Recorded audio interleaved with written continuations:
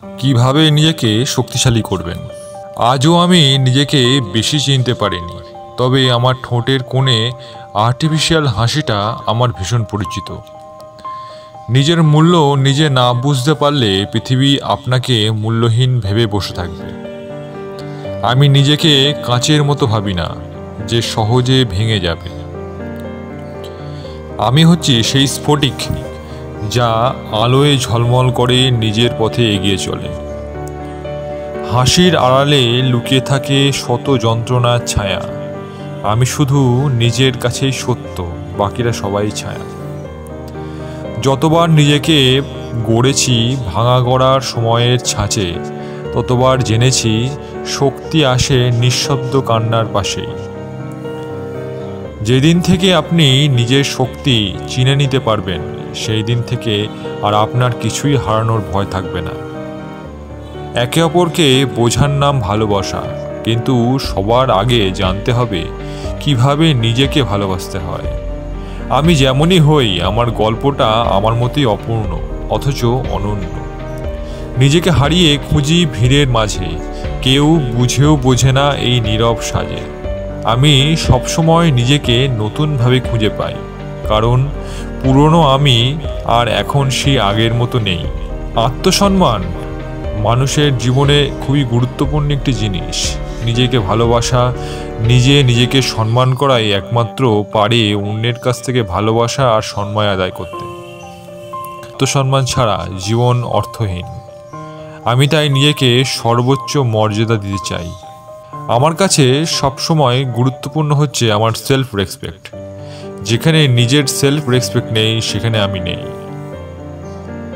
নিজেকে সম্মান করতে না জানলে অন্যের কাছ থেকে সম্মান আশা করা বৃথা। তাই সবার আগে নিজের সম্মান দেখতে হয়। যতদিন আপনি নিজের সেলফ রেসপেক্ট বুঝতে পারবেন না, ততদিন আপনি কারো কাছ থেকে সম্মান পাবেন না। নিজেকে সম্মান দিতে জানলে নিজের অবস্থান সঠিক জায়গায় রাখতে পারবেন। আত্মসম্মানটা আবশ্যিক, কোনো বিবেচনার বিষয় নয়। আপনি যদি অন্যের দ্বারা সম্মানিত হতে চান, তাহলে সবচেয়ে বড় বিষয় হলো নিজেকে সম্মান করতে শেখা ও সেটি করা। নিজেকে এতটাই সম্মান করুন যে যা আপনার উপকার করে না, আপনার উন্নতি করে না বা আপনাকে সুখী করে না, সেগুলো থেকে দূরে থাকুন। সবচেয়ে ভয়ঙ্কর বিষয় হলো নিজেকে সম্পূর্ণরূপে গ্রহণ করার ক্ষমতা। মুখোশটা ছিঁড়ে ফেলুন, তাহলেই আপনার মুখ উজ্জ্বল হবে।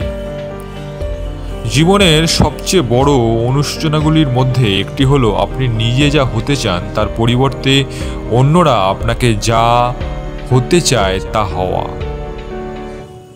আপনার জীবনে বিশেষ স্থান পাওয়ার যোগ্য একমাত্র ব্যক্তি সেই, যিনি আপনাকে কখনো তাদের জীবনে একটি বিকল্প মনে করেনি। অন্য কারোর মতো হতে চাওয়া মানে তুমি যা তা অপচয় করা। কখনো চুপি চুপি থাকতে বাধ্য হবেন না। নিজেকে কখনোই এর শিকার হতে দেবেন না। নিজের জীবনের কারো সংজ্ঞা গ্রহণ করবেন না, বরং নিজেকে সংজ্ঞায়িত করুন। অন্যের জন্য আপনার উজ্জ্বলতা কখনোই ম্লান করবেন না।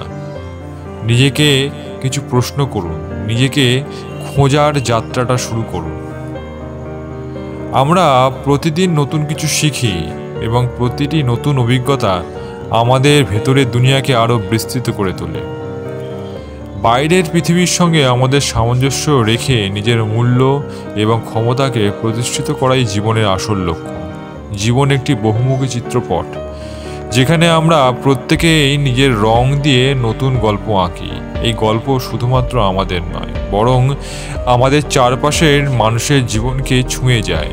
এই যাত্রা কঠিন হতে পারে, তবে প্রতিটি চ্যালেঞ্জ আমাদের ভিতরে থাকা নতুন এক শক্তিকে উন্মুক্ত করার সুযোগ নিয়ে আসে।